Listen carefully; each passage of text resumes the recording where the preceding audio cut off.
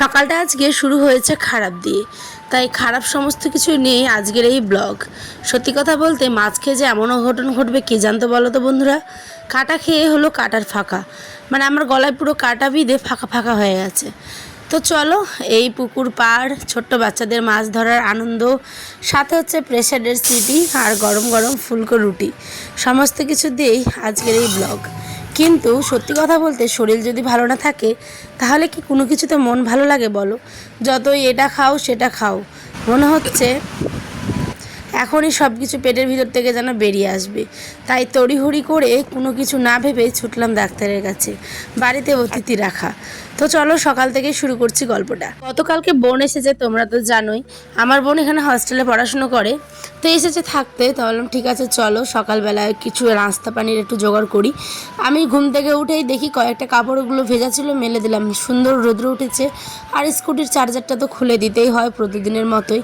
আয়নের বাবা না মুড়ি খায় না, তাই সকালবেলা উঠে এই যে আমাকে সব রকম রান্না করতে হয়। ছেলে যদি মুড়ি খায় তবে মুড়ি, নইলে ছাতু, নইলে পরে কি বলে রুটি বানিয়ে দিই, আর নইলে ভাত করে দিই। তা আজ রুটি বানিয়ে দিচ্ছি বরকে প্রতিদিনের মতোই। চটপট করে বেশ কয়েকটা রুটি কিন্তু আমি বেলে নেব। জানো তো আমার বিয়ের আগে রুটি নিয়ে আমার একটা গল্প আছে। আগে প্রথমে আমার মা খুব বলতো রুটি বেলতে শেখ, রুটিটা দেখবি তোর বর আবার বেশি না পছন্দ করে। আর ঠিক মায়ের কথাটা জানো আজকে মিলে গেছে অক্ষরে অক্ষরে, জানো। তো আজ রুটি বলছিলাম আর মায়ের কথাটা মনে করছিলাম যে এরকম কিন্তু মা বলতো। আর ঠিক আমার কপালেই দেখো রুটি খাওয়া বড় মারা জুটে গেছে। তো যাই হোক, রুটিটাকে তো ভালো করে বেলে টেলে নিয়েছি, বেশি না 5টের মতো বানিয়েছি। 2টো ওই খাবে আর 3টে নিয়ে যাবে। আমি তো ঘুগনি মুড়ি, আমি তো মুড়ি পাগল, তোমরা তো আগে থেকেই জানো। প্রথমে রুটিটাই না একটুখানি খারাপ হয়ে গেল, তাই যেটা সব থেকে একটুখানি আমি প্রথমে বেলি সেই রুটিটাকে আগে আমি শেখি। আমি জানি ফার্স্টের রুটিটা একটুখানি আমার এলোমেলো হবেই, আমার মতো কার কার এরম হয়, মানে ফার্স্টের রুটিটা একটুখানি উলট পালট হবে, পরেরগুলো আবার ঠিক মানে রেগুলার যেরকম ফুলে ঠিক সেরকম ফুলবে। তো এখানে না রুটিটা কানা হয়ে গেল, মানে ফুটো হয়ে গেল। তো আমি এখানে ঘুগনিগুলো এবার বসিয়ে দেবো। রুটি শেখা কিন্তু কমপ্লিট। এখানে কিছু আলু কেটে নিচ্ছি, আর অল্প একটুখানি বাদাম ছিল মানে ছোলা। তো আমার বোন এসছে যেহেতু, তাই ভাবলাম চলো সকালে ঘুগনি, মুড়ি, শশা, ডিমের অমলেট এই সমস্ত কিছু দিয়ে সকালের নাস্তাটা কিন্তু হয়ে যাবে। কিন্তু সে কি আর কারো কথা শোনে? মানে এমন অবাধ্য মেহমান আমি জীবনেও দেখিনি। আরে দাঁড়াও দাঁড়াও, বলবো তো, কেন ঘাবড়াচ্ছ? দেখো না তোমরা, জাস্ট তোমরা দেখতেই পাবে তার অবস্থাটা আমি কি করি, ঠিক আছে? মানে মেহমানের সাথে এমন ব্যবহার করতে হবে জীবনেও ভাবিনি। তো এখানে প্রেশারে একসাথে কাঁচা মরিচ, কাঁচা পেঁয়াজ, হলুদ, লবণ, আদা থেতো করে হাত দিয়ে ভালো করে মাখিয়ে জল দিয়ে তেল দিয়ে কিন্তু বসিয়ে দিলাম সিটিতে। আর এইদিকে শিঙি মাছ এনেছিল, শিঙি মাছ কিন্তু আমি এখনও রান্নাই করিনি, কারণ এখনও কাটতে আমি পারি না, জানি না কী কবে কাটবো কী হবে, সেই নিয়ে আবার আরেক ঝামেলা। তো এখানে শশা কেটে দিচ্ছি, আমার রুটি বানানো কমপ্লিট। আর সবজি তো আছেই, রাত্রের মাছ, আর এই যে আলু দিয়ে ঘুগনিটা একটু খাবে বর। ওরা এখনও ঘুম থেকে উঠেনি জানো। আমি বলছি উঠো, এবার তো বেলা গড়িয়ে একদম দুপুর হয়ে যাবে গো। ওরা বেশ ঘুম দিয়েছে, ওইদিকে বুনু, মিডিলে বাবু, তারপরে আমি শুয়েছিলাম, আর এদিকে ওর পাপা। বাইরে একটা চকি আছে, কিন্তু ওখানে ঝড় বৃষ্টি আসলে পরে কিন্তু ওখানে থাকাই যায় না, বুঝতে পারলে। আর গতকালকের ব্লগেতে তোমরা দেখেছো ওই ঝড় বৃষ্টি রাত্রিবেলা করে আসছেই, সে কারণে এখানে একটু খুব যে কষ্ট হয়েছে এরকম না, একটুখানি অ্যাডজাস্ট করে ঘুমিয়ে গেছি।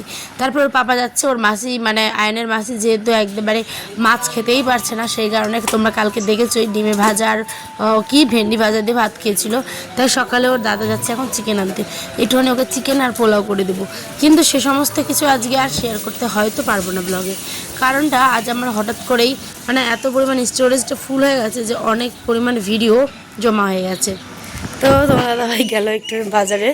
তো চলো এখন আমি আমার ঘুগনিটাকে ভালো করে ছকে নিই, আর তারপরে ওই আসলে আবার ওকে খেতে দিব। ঘুগনিটা একটু রসা রসা করেই করেছি, কারণ খুব যে টাইট করব তো ওরকম ভালো লাগবে না, সেই কারণেই, ঠিক আছে। তাই একটু ঝোল করেছি। আর আয়না বাবা যেহেতু রুটি দিয়েও খাবে, আর এখানে মা দিয়ে পাঠিয়েছিলো দেখো শুকনো চিড়ে, খুব টেস্টি খেতে, মানে কিন্তু পেট ভরবে এরকম। তো এখানে আয়ন আর ওর বাবা দেখো এবার দুষ্টুমি চালু করবে, কারণ আয়নকে ঘুম থেকে তুলতে হবে, অনেকটা বেলা হয়ে গেছে।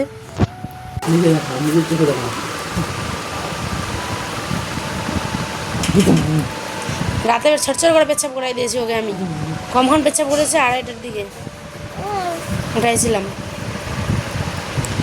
ওই মাসিমণি ঘুমাচ্ছে, এদিকে বাবার আদর দেখো, প্রত্যেক দিন এই একই ঝামেলা। ওরে বাবা, আর এটা আয়ন না এনজয় করে জানো, কারণ আয়নও চায় ওর বাবা একটু ওকে এরম করুক, আদর করে ওর ঘুমটা ভাঙাক সকাল সকাল। এখন আর সারাদিন খাওয়ার যুদ্ধ। আজ ওই মাংস দেখে সেই খুশি হবে, হলো এতদিন আজ মাংস কলজিটাকে খাওয়াতে হবে। ওই তো ওদের এই বাবা ছেলের ভালোবাসা দেখে আমারই যেন চোখ জুড়ে যাচ্ছিলো, জানো সত্যি বলছি এত ভালো লাগে। আর প্রত্যেক দিন না আয়ন এটার অভ্যাস, মানে আয়নকে এভাবে করেই তুলতে হয়, ওর বাবা প্রতিদিন এইভাবে করে তুলে। যখন ছেলেটা মানে বড় হবে তখন হয়তো দেখতে পাবে, তাই না বলো? খুব ভালো লাগছিলো, চোখটা যেন জুড়িয়ে গেল সকালবেলা। তোমাদের কেমন লাগছে জানাবে। এবার তোমাদের দাদাভাইকে খেতে দিলাম পুঁটি মাছের চচ্চড়ি, যেটা আমরা বেগুন দিয়ে টমেটো দিয়ে করেছিলাম রাত্রে, সেটা ছিল 9টার মতো বাজে এখন। চলো চটপট করে খেয়ে দিয়ে সে এখন বেরিয়ে পড়বে। আর এদিকে ছিল স্যালাডটা এখন আমাদের খাওয়ারের মানে দেরি থাকেই, ঠিক আছে। আর এইদিকে ছিল হচ্ছে মাছটাই আর কি। আর এইদিকে তোমার দাদাভাই এখন খেয়ে দিয়ে চলে যাবে, পান্তাও আছে, তো দেখা যাক কি হয়। আর এইদিকে দেখো ঘুগনি আছে কতটা, মানে আমি ভেবেছিলাম একটু মানে কড়া করে করব, কিন্তু যেহেতু খেতে পারে না ঝাল, সেই কারণে। আর এইদিকে দেখো মাছ খেতে গিয়ে আমার ঘটলো অঘটন। মানে সত্যি বলতে আয়নের বাবা যাচ্ছিল, আর যেতে গিয়ে ওকে আমি টিফিন দিচ্ছিলাম, টিফিন থেকে একটা মাছ তুললাম, আর তুলে খেতে গিয়ে এমনভাবে পুঁটি মাছে না প্রচুর কাঁটা হয়, আর এমনভাবে আটকালো যে দেখো গরম জল দিয়ে লেবু খেলাম, ভাত খেতে খেতে আমার পুরো পেটটা ওভার হয়ে গেলো। কিন্তু আমি কিছুতেই আর মানে আইনের বাবাকে দিচ্ছিলাম হচ্ছে টিফিন, ঠিক আছে। তো ওই তো আলুর তরকারি, আলু আর বাদামের যে তরকারি করেছিলাম সেই তরকারি, আলু বাদামের তরকারি আর রুটি সবজি এগুলো নিয়ে গেল। তো ওকে টিফিনে দিতে দিতে একটা মাছ জাস্ট মুখে দিয়েছিলাম, ঠিক আছে। তো সেই মাছটা এমন মানে বারবার গলাটা খচখচ করছে। তো শুকনো ভাত খেলাম, তোমাদের সাথে সেটা শেয়ারই করিনি। শুকনো ভাত খেলাম, তাতেও কমছে না। এখন এই যে খাচ্ছি লেবু। এখন যদি এটা কেউ না কমে তাহলে আমাকে এখন যেতে হবে ডাক্তারের কাছে।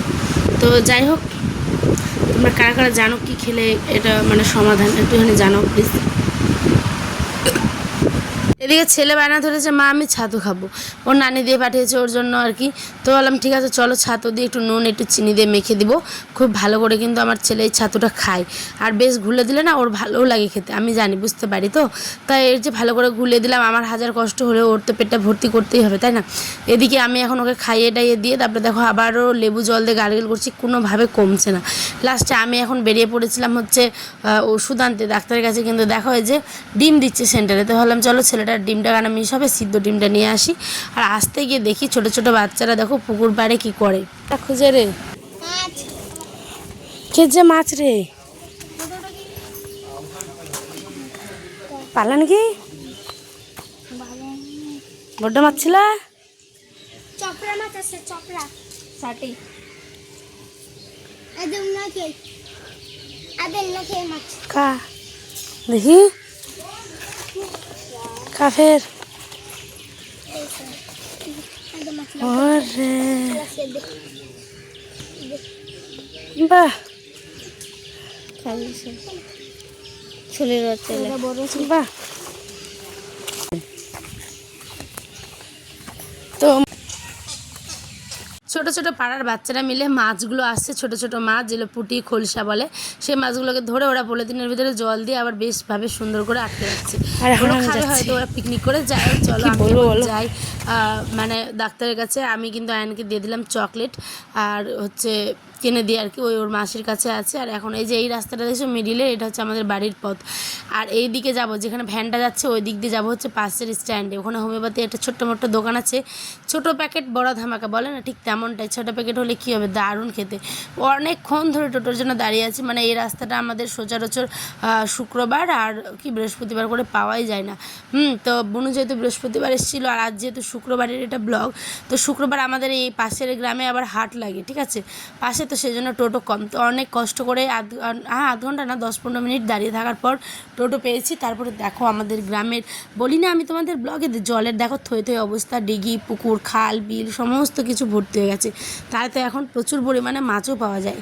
এই যে ছোটো মোটো একটা ডাক্তার, মানে পাশ করা ডাক্তার কিন্তু, ঠিক আছে, কিন্তু ওনার ব্যাকগ্রাউন্ড দেখে মনে হবে ইস এটা যে কী কেমন, কিন্তু এত সুন্দর কাজ করে যে তোমরা মানে মানে না খেলে হয়তো বুঝতে পারবো না। যাই হোক চলো হোমিওপ্যাথি ওষুধ এখানে নিয়ে নিয়েছি। আবার যে টোটোতে এসেছিলাম আমি সেই দাদাভাইকে বললাম কি যে দাঁড়াও একটু তোমার টোটোতেই আমি চলে যাব।